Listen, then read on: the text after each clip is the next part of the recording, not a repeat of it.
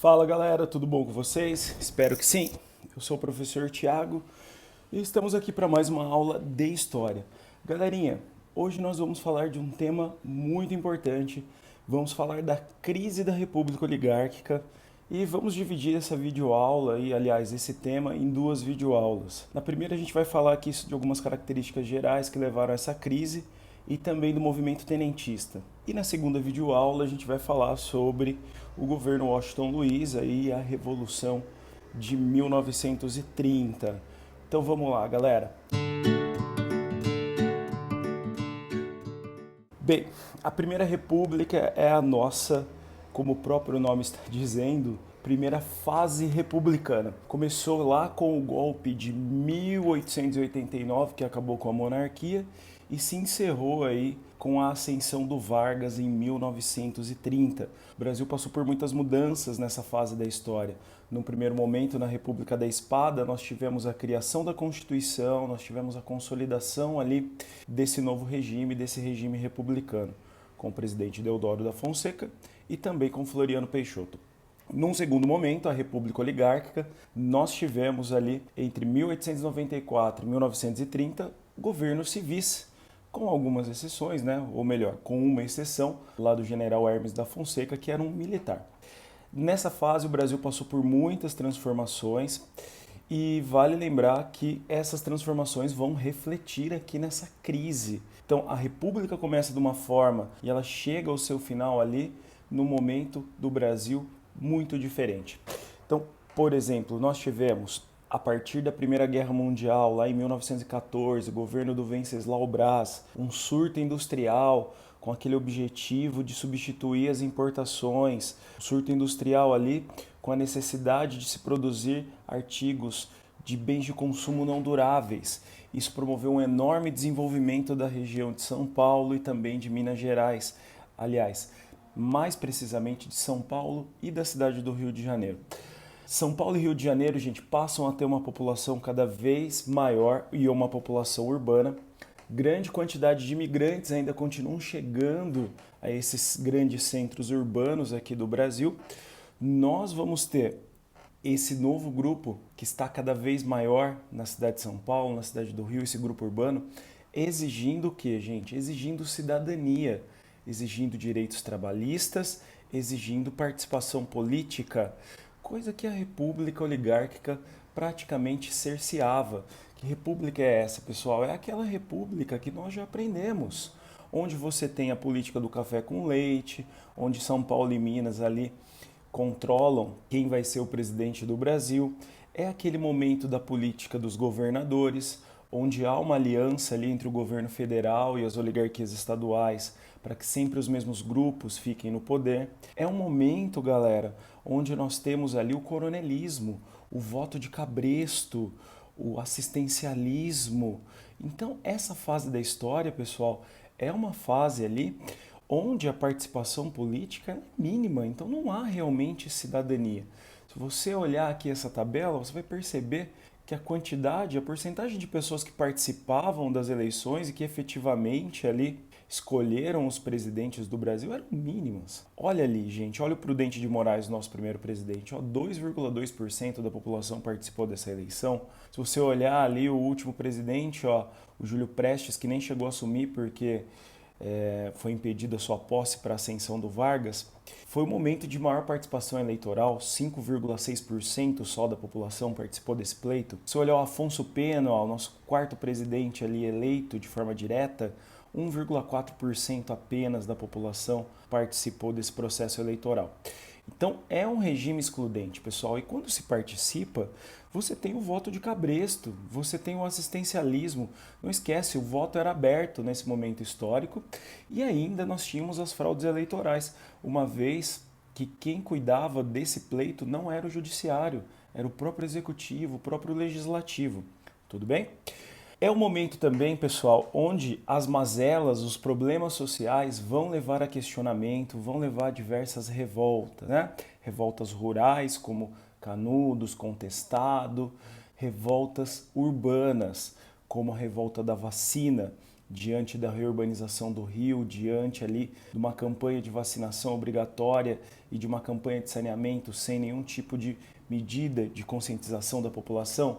Você vai ter a revolta dos marinheiros ali, que mostra um resquício da escravidão ainda, a revolta da Chibata em 1910. Nós tivemos a grande greve de 1917, pessoal. A grande greve de 17 exigia leis trabalhistas, exigia o direito de participação política. Então, o Brasil mudou, gente, mas a República Oligárquica vai se transformar em uma república extremamente anacrônica. Outros movimentos urbanos começam a questionar também esse período, como, por exemplo, o modernismo, né? Exigindo ali que o Brasil avance, caminhe em direção às vanguardas europeias, caminhe em direção à modernidade. Essa república, então, pessoal, ela não se adapta. Ela mantém as mesmas estruturas. E economicamente ela vai ficando também inviável. A década de 20, pessoal, nós temos superproduções sucessivas ali do café. Nós temos a denúncia ali também de pouquíssimo investimento em outros setores, além do setor cafeicultor. Além disso, nós temos outros estados, pessoal, que querem maior participação ali nas decisões do Brasil, participação no governo federal, estados que querem protagonismo, além de São Paulo, além de Minas Gerais. Diante dessa situação, gente, nós vamos ter ali o colapso desse regime. E esse colapso ele começa a ganhar cada vez mais força com um movimento muito importante chamado de tenentismo. Bem, nós temos no tenentismo uma cisão ali entre os oficiais do Exército Brasileiro, tá? Grande parte desses tenentes eram oriundos ali da camada média, dessa camada média urbana. O que acontecia nesse Brasil, pessoal? O Brasil era um local onde a possibilidade de ascensão social para a camada média era muito pequena. E uma das formas dessa ascensão era através da carreira militar. Então, muitos jovens procuravam essa carreira militar para poder garantir essa ascensão aí social, essa ascensão econômica.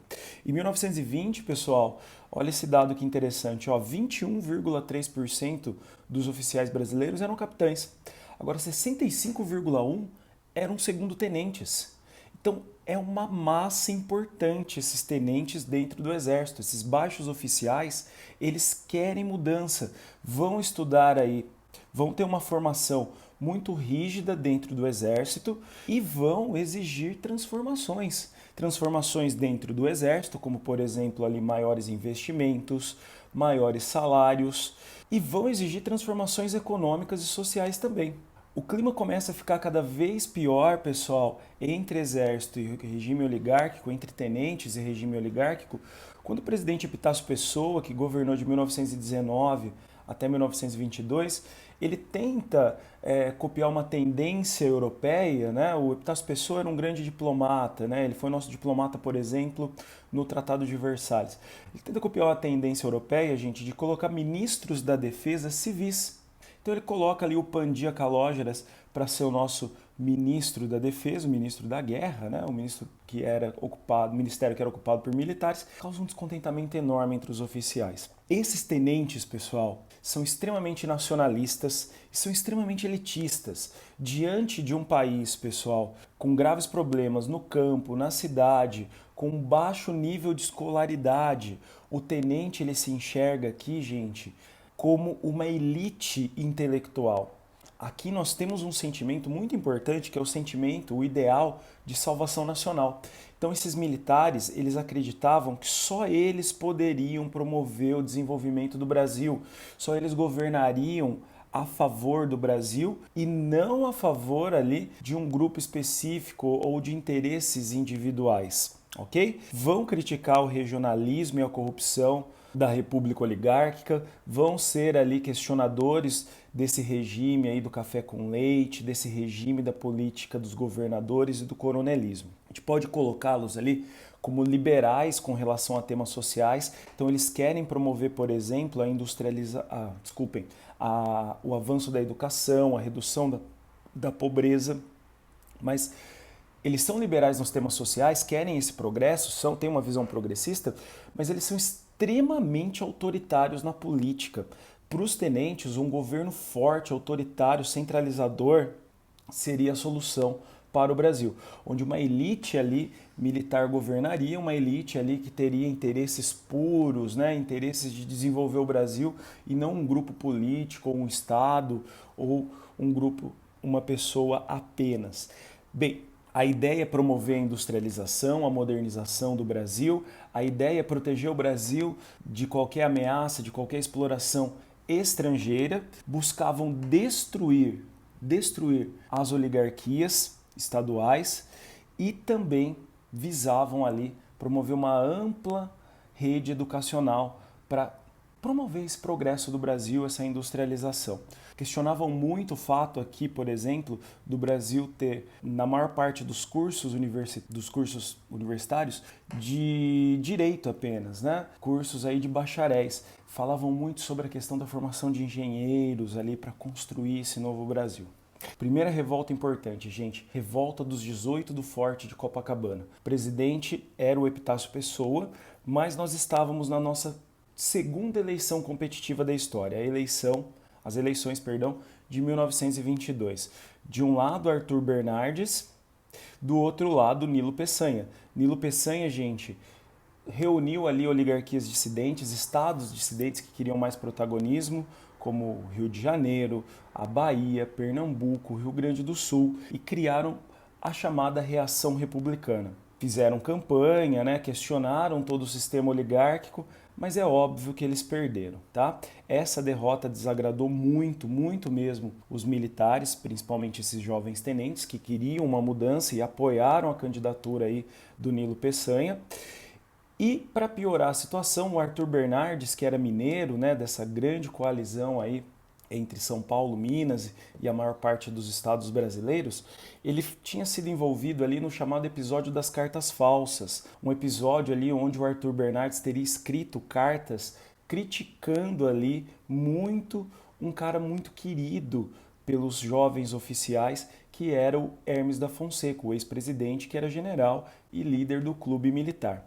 As cartas eram falsas, pessoal. Ele não escreveu nada disso. Foi um grande fake news que pegou na época e causou um grande embaraço aí entre as pessoas aqui, entre o presidente, o futuro presidente e as tropas. Bem, Hermes da Fonseca denuncia uma série de problemas desse processo eleitoral que eram comum. E em represália a isso, o Epitácio Pessoa, presidente do Brasil, manda prender o Hermes da Fonseca e fechar o clube militar. A revolta, gente, começa no dia 5 de julho de 1922. A ideia é que vários fortes, várias guarnições militares no Rio de Janeiro se revoltassem, eles depusessem o presidente. Isso não aconteceu. O Forte de Copacabana vai ficar praticamente sozinho lutando aqui. Dos mais ou menos 300 soldados e oficiais, 30 decidem resistir. Eles vão deshastear a bandeira do Brasil, vão cortar ali em vários pedaços, um pedacinho para cada um, e eles decidem marchar pelas ruas do Rio de Janeiro em direção ao Palácio do Catete para derrubar o presidente. Galera, foram massacrados, só 2 sobreviveram, né? Vale lembrar que no meio do caminho ali, um civil, um gaúcho, decidiu entrar para o movimento também. Foram alvejados, né? Dos 30 que sobraram no final ali, aí alguns fugiram ainda pelas ruas do Rio, mas dos 18 que marcharam ali até o final, só o Siqueira Campos e o Eduardo Gomes sobrevivem. Os outros morrem. Qual o efeito disso, pessoal? O efeito disso é fantástico. Por quê? Porque você cria mártires aqui. Você tem heróis também que sobreviveram. Isso vai incentivar outros movimentos, tá? Vale lembrar que em 1923 nós tivemos o estouro ali, uma eclosão de uma revolta no Rio Grande do Sul, uma revolta ali que questionava o poder do Partido Republicano Rio-Grandense, partido inclusive do Getúlio Vargas, que era deputado na época, vai questionar ali o poder do Borges de Medeiros, que governava de forma praticamente ininterrupta desde o começo do século. No Rio Grande do Sul, o presidente do estado, que é o equivalente a governador hoje, ele poderia se reeleger quantas vezes quisesse. Então, era um jogo de cartas marcadas, política oligárquica, fraude, coronelismo, ele sempre vencia. O Partido Libertador se revolta, tem apoio popular, que está cansado já desse governo também, e o Assis Brasil lidera aí essa oposição. Essa revolta, pessoal, que leva quase todo o ano de 1923 lá no Sul, ela é finalizada com o Acordo de Pedras Altas, né? Que vai proibir reeleição presidencial lá no Rio Grande do Sul, a partir do próximo mandato, e é por isso que o Vargas vai ser eleito governador lá no Rio Grande do Sul, e vai permitir que o Partido Libertador possa eleger deputados estaduais e federais. Vale lembrar, pessoal, que já no final do ano, aqui no começo do ano, um grupo de militares que não concorda simplesmente com esse rearranjo dos grupos oligárquicos do Sul, decide ali marchar em direção ao norte, né? Ir em direção ao norte, passando ali por Santa Catarina, Paraná, e nasce um novo movimento tenentista desse grupo. Essa coluna, pessoal, ela foi liderada pelo Luiz Carlos Prestes. Em 1824, pessoal, estoura a revolta de São Paulo, porque é um dos piores presidentes da história do Brasil, já, tá, gente? Um cara amargo, um cara muito ruim, não sabia negociar, violentíssimo, impôs o terror aqui no seu governo, dinamitou qualquer tipo de possibilidade ali de diálogo e até de manutenção do regime oligárquico diante da sua violência. Esse cara, pessoal, ele vai promover medidas extremamente autoritárias, como censura, cerceamento ali do habeas corpus, vai criar até campo de concentração lá no Amapá, galera. Arthur Bernardes, presidente do Brasil, vai ter que enfrentar a revolta de São Paulo de 1924, chamada também de Revolta Esquecida, né, de Levante Esquecido. Os paulistas se revoltaram, os tenentes aqui, liderados pelo general Isidoro Dias Lopes, formaram trincheiras na cidade de São Paulo, tomaram essa cidade, formaram um governo provisório ali e o Arthur Bernardes agiu da pior forma possível. Ele bombardeou a cidade, atacou com tanques. Vale lembrar que isso causou um prejuízo não só para os paulistas, mas para o Brasil, que era uma região, uma cidade muito importante. Esses ataques surtiram pouquíssimos efeitos sobre os rebeldes. Quem morreu foi a população. Era uma cena de guerra em São Paulo, tá, cara? Tá, galera? Em 24, você tinha corpos nas ruas, você tinha prédios destruídos, indústrias ali esfaceladas. A coluna decide rumar para o sul para acabar com essa destruição da cidade, com a impossibilidade também de derrubar o Arthur Bernardes. O saldo é terrível, como você vê aqui nas imagens, e eles vão de trem pelo interior de São Paulo, vão até o Mato Grosso do Sul, né? Passam por Bauru, quando chegam ao Mato Grosso do Sul, decidem ir ao Paraná. No Paraná, em Foz do Iguaçu, gente, eles vão se encontrar com aquela coluna que saiu do Rio Grande do Sul e vai se formar o principal movimento, que é a Coluna Prestes, que marchou pelo Brasil entre 24 e 27. A Coluna Prestes, liderada pelo Miguel Costa e pelo Luiz Carlos Prestes, galera, tinha um objetivo muito claro de derrubar o regime oligárquico. Para isso, eles buscavam promover a conscientização da população. Marcharam mais de 24 mil quilômetros, galera, passando por diversos estados. Enfrentaram mais de 50 vezes o exército brasileiro e não foram derrotados. Vale lembrar que aqui o Arthur Bernardes, pessoal, buscou inclusive a ajuda dos coronéis para tentar vencer o Luiz Carlos Prestes e a sua coluna, e eu ressalto um caso aqui muito interessante, que é o caso dos cangaceiros, né? Lampião, pessoal, recebeu o título de capitão do Exército Brasileiro, recebeu fuzis para enfrentar a coluna Prestes, mas na hora que ele recebeu as armas e esse título, ele queria também ali que todos os seus crimes fossem anistiados. Como não foi, ele não combateu a coluna e ainda ficou ali armado. O governo armou uma milícia, pessoal, que cometia crimes no Nordeste para tentar derrubar ali, acabar com a coluna Prestes, e isso teve pouquíssimo efeito. É uma grande atrapalhada do Arthur Bernardes. Bem, com relação aos resultados, pessoal, militarmente a gente pode falar em um sucesso. Mas vale lembrar que o povo permaneceu apático, gente. É um povo extremamente pobre, né? Um povo rural, um povo que está ligado ao coronel, que mal sabe o nome dos seus governantes. Então, embora seja um fracasso político, pode falar aqui que esse movimento ajudou a enfraquecer o regime oligárquico. Esses revoltosos vão até a Bolívia, vão para o exílio. O Prestes percebe que essa miséria do Brasil só vai ser solucionada, segundo ele, com a mudança de um regime econômico, não só político, e ele acaba aderindo aí ao comunismo, ao socialismo, vai até a União Soviética, inclusive, para aprofundar os estudos aí na causa socialista. Galera, espero que vocês tenham gostado. Não deixem de assistir o vídeo 2 para a gente entender como acabou o regime oligárquico.